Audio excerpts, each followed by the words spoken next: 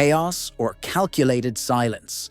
The Celtics front office is sending a message, and it's louder than you think. As the Boston Celtics barrel toward a defining offseason, the NBA rumor mill has detonated into full-blown speculation, with the names Jayson Tatum and Jaylen Brown echoing through every corner of the league. These aren't just trade whispers, they're tremors of an earthquake that many believe could split the foundation of Boston's roster. And it all ignited the moment Tatum's injury prematurely closed his season. But according to Brett Siegel, of Clutch Points, what appears to be vulnerability may actually be a high-stakes declaration of confidence. Let's make one thing clear. The noise around Boston isn't just about basketball. It's about asset management, tax penalties, and the growing fear among executives that the Celtics might implode under the weight of their own financial ambitions. The new CBA rules are brutal, and with Kristaps Porzingis, Jrue Holiday, and Derrick White all carrying weighty contracts, some front offices around the league are betting on Boston blinking first.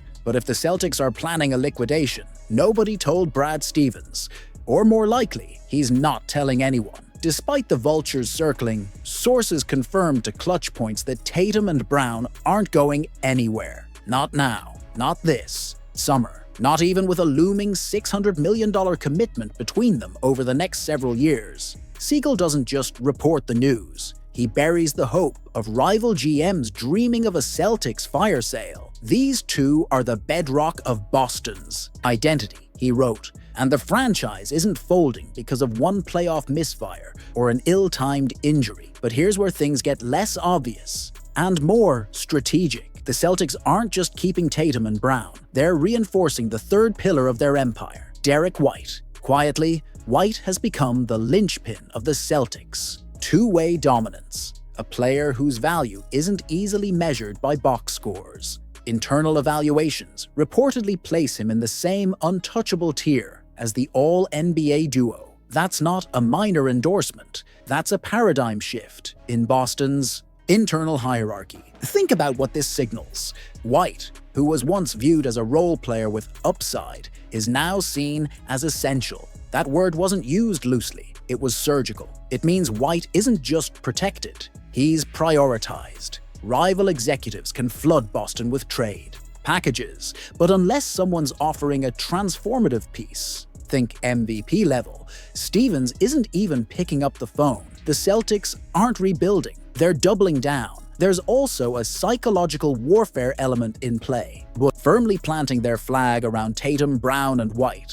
Boston is telling the league, we're not the ones in crisis. You are. While teams like the Suns and Bucks scramble to justify aging cores and maxed-out rosters, the Celtics, even with Tatum sidelined, are positioning themselves as the one team with clarity, continuity, and control. Now, does that mean no moves are coming? Of course not. This is the NBA. No one is completely safe. But Boston's strategy isn't about panic or payroll. It's about surgical restructuring around a core they believe can win multiple titles. Stevens isn't cleaning house, he's sharpening the knives. So while fans and pundits daydream about blockbuster deals involving Tatum or Brown, the front office is playing a deeper game, a quieter one. But make no mistake, silence from Boston doesn't mean uncertainty.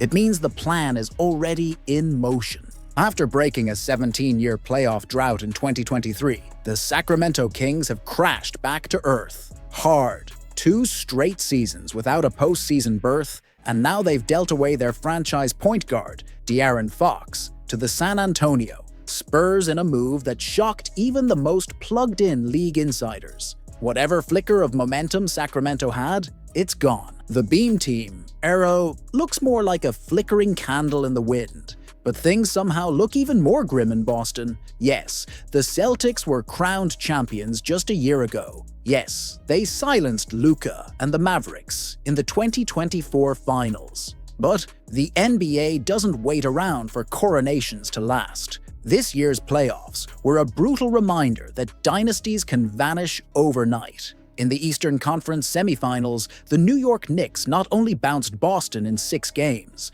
they may have also ended their title window. Jayson Tatum, the face of the franchise, suffered a catastrophic Achilles tear in Game 4. He's expected to miss the entire 2025-26 season, if not more. That injury isn't just a blow on the court. It changes the entire structure of the Celtics' future. Without Tatum, the Celtics' elite wing depth becomes a question mark, and with a potential payroll soaring past $500 million next season, Boston could be facing one of the most expensive non-contending rosters in NBA history. The new second. Apron penalties loom like a guillotine over Brad Stevens' front office. And this is where things get interesting. The Sacramento Kings, desperate, confused, and trying to salvage their timeline, are reportedly circling Boston's veteran guard. Jrue Holiday, the two-time champion, is set to earn $32.4 million next season, and his defensive pedigree and playoff poise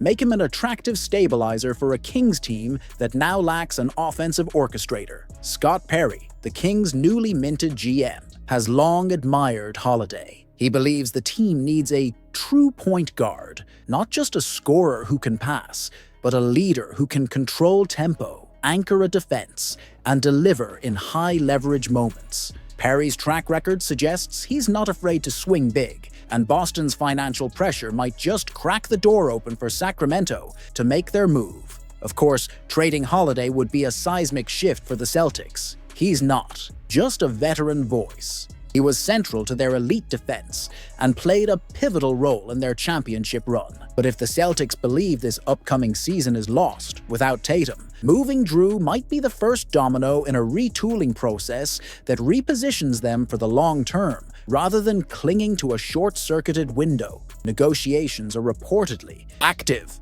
Front offices are talking. Something's coming. And if Boston dares to pull the trigger, we might be witnessing the first crack in the armor of what once looked like the NBA's next great dynasty. Stay locked in. This summer could change everything.